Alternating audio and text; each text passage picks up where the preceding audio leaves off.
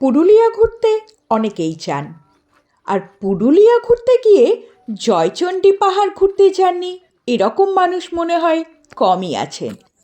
আপনারা জয়চণ্ডী পাহাড় ঘুরতে গিয়ে জয়চণ্ডী পাহাড়ের ওপরেও অনেকে উঠেছেন সেই বাঁধানো সিঁড়ি দিয়ে, কিন্তু কখনো জয়চণ্ডী পাহাড়ের পিছন দিক দিয়ে সেই পাহাড়ের মাথায় উঠেছেন কি? চলুন একটু ঘুরিয়ে আনি সেই দিক থেকে। দেখুন, দেখতে পাচ্ছেন কেমন খাড়া পাহাড় পিছন দিকটা?